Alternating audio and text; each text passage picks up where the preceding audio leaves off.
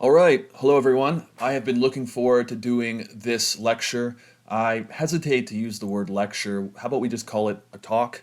This is advanced writing mistakes, and I don't necessarily consider myself an advanced writer, and hopefully most people won't. I think it can be a dangerous identity to adopt because you might feel beyond feedback and getting better. I think we should all aspire to be advanced writers, but along the way we will all make these mistakes that I'm going to go over. Let's see here. Boom. And also, you're going to notice that I've got a PowerPoint going now. Not every video is going to be a PowerPoint. I like mixing things up. It's consistent with my writing, and I just like the idea of keeping you guys guessing a little bit so that it's more interesting. So the nature of the viral shitpost. So you probably understand that virality and writing quality are not perfectly correlated one to one. There are many posts that get millions of views that I would say are objectively bad essays. I may or may not have written a few of those at some point. The problem is, when I initially started and I had a few viral posts on Quora actually, I thought they were amazing. I showed them to my friends, and now when I look back, I sort of cringe that I even shared them with anyone because I think they're so bad. The most important message is that you don't let your head get too big with the internet points thing because there's so many ways to make an article or essay go viral that don't involve quality, and those will be covered in this course. We're always going to be making trade-offs between viewership and pride of authorship. In a perfect world, the thing you're most proud of would get the most views. Unfortunately, that is rarely the case. I do find as you move along, you'll find that your more viewed posts will tend to get better than they were in the past. You won't cringe as much when you read them. In preparation for this course, I reread a few of my most viral pieces on Medium, and I was okay. I like a couple of them, I'll admit. I was like, this is a pretty good article right there. It's almost like I'd forgotten I'd written it. So the most important thing here is as you go and become a writer and continue pushing forward on this journey and trying to get better, beware of stagnation. It strikes all the time. I see writers getting worse sometimes. I see them getting caught in these weird loops where they're writing the same type of content over and over again. And I won't name names because I'm not trying to start drama, but there are writers on Medium I know and who I talk to who I do not envy. I know that they're not writing things that make them particularly happy, and they're only doing it for the money. I've also seen really weird blogging hells. These accounts that I've seen both on Quora and Medium that have thousands of posts. It's almost like they're bots, and sometimes they're writing about the same topic over and over and over again. I've seen a woman who was writing about dating younger men. She wrote 10 answers a day about why it's okay to date younger men, and she did this for years on end, and she had a total of 30 followers. And when going back to the point on internet points, we can't decide if someone's a good or a bad writer solely on how many followers they have, how much money they earn, how many claps or upvotes, whatever it is. But there does come a point where if your content is not increasing in traction and getting some sort of validation, something is probably wrong. We shouldn't completely dismiss internet points as a fake source of quality. So I would advise you. So what I do is I have a blend. I have certain types of articles I write because I know they will make me money.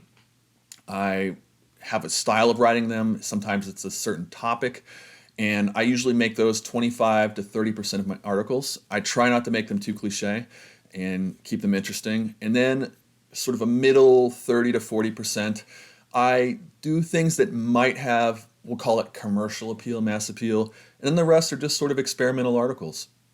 And the reason is, and I call this find your passion field. Passion field is really just a stand-in for a set of topics that you enjoy writing about, regardless of whether or not they make you money.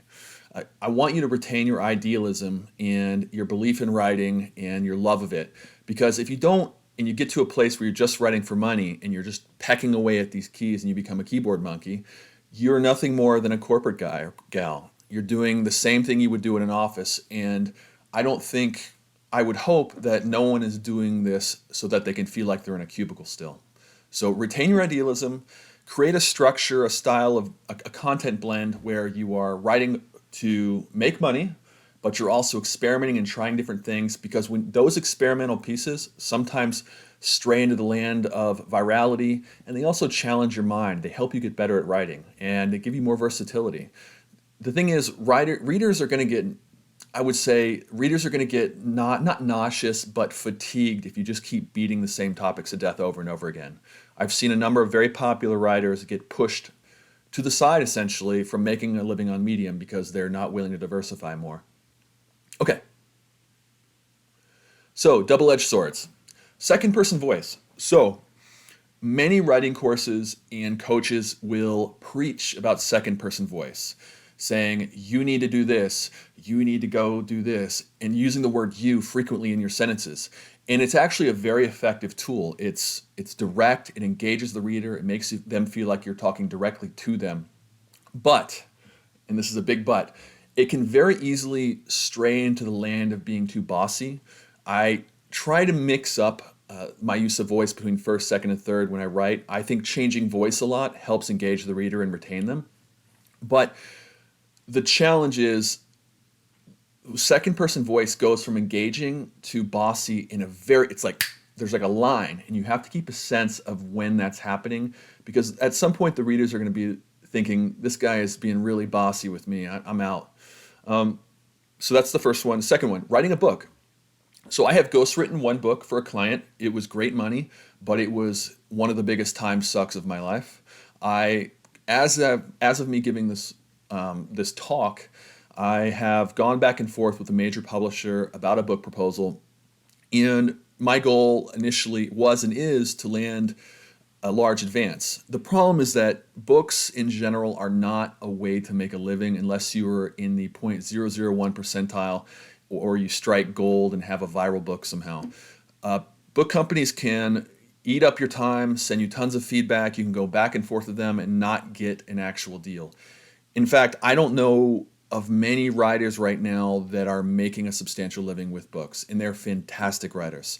So beware of the book trap, because when you tell people you're a writer, one of the first things they're going to ask is, how's the book coming? Have you written any books? There's this outsider's perspective that book writing is the way to rags and riches. And on that note, the third point is assuming you have too many options. So very often, I wouldn't say very often, but occasionally Medium will flare up with drama and someone will rage quit the platform. There was one writer who said they were tired of being decurated and da-da-da-da, and they were going to Substack, and they said goodbye. And slowly but surely, they started posting on Medium again. They found that that Substack was not the second heaven waiting for them that they thought it was. So you do need to diversify and have other places that you write, but don't assume if you rage quit a platform that you're going to be able to match the earnings you're making on that one somewhere else. The fortunes come and go, and that applies to platforms as well. So always be testing out new places and have side income coming in from them. All it takes is one person pushing a ban button or demonetizing you, and you no longer have a source of income if you're only in one place. All right. So bloggy speak. So bloggy speak is a term I came up with to describe basically SEO blogging styles, where you go to read it and there's this painfully long introduction and they just sort of beat around the bush and they say, as I show here, like everyone has bad days, it's fine.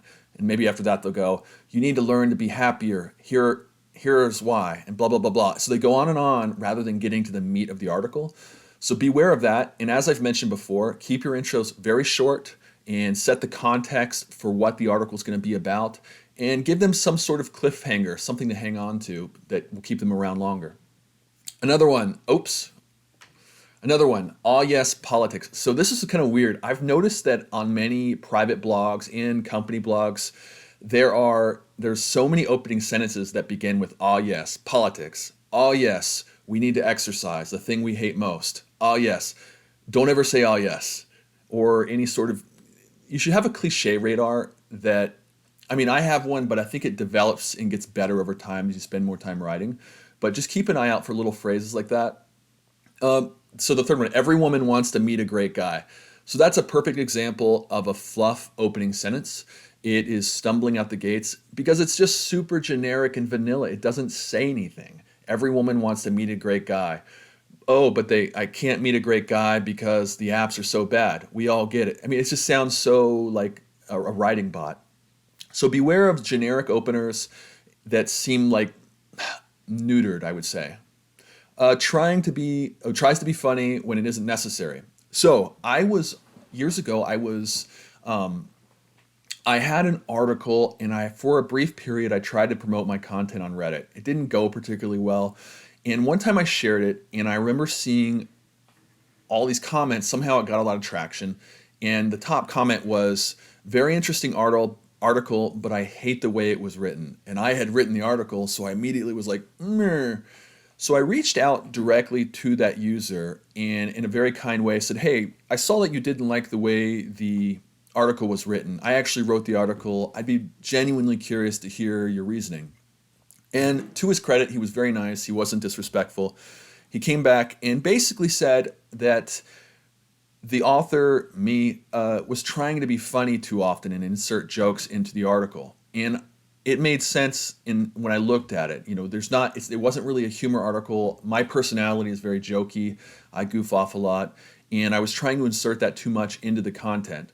So yeah, I guess the bigger message would be, don't try to force an emotion or feeling that's not naturally there, or it will hurt the authenticity of the article. Intros from hell, I kind of hinted at this as well. So introductions are where a majority of your readers are lost. If it goes on and on, they're going to bail. I polled readers one time, and they repeatedly said the reason they abandon articles anywhere on the internet is because the introduction goes on too far. So you can do different things with your introduction. You can start off with a punchy phrase. You can be very authoritative, but don't do anything that's bloggy speak, generic, vanilla. You can open with something that's like an action phrase. You can describe some car wreck or some incident happening, or you can start with the end in mind. You can describe, my life was never the same after blank. Okay, so that establishes attention. Why? What happened that caused this? It gives them some reason to stick around. Okay. And an exercise. So my girlfriend is an editor, and she is fantastic at finding typos. And she found a typo in this New York Times article that I thought was really clever. So it says, Suez Canal blocked after container ship gets stuck. If you scroll down, you can see the Ever Given cargo ship on Wednesday. She saw that typo, and I thought it was pretty eagle-eyed of her. It turns out the Ever Given, it wasn't the wrong. Evergreen was the fleet, I think, and Ever Given was the name of the ship. I don't know the full details, but it ended up not being a typo, but it very much looked like one. So when you read, try to keep an eye out for not just typos, but better phrasing that could have been done. After you write for long enough, you can't help but do that anyways. This happens with pretty much every profession. I think the term is it's a career hazard or something like that. I'll have to get back on that. All right.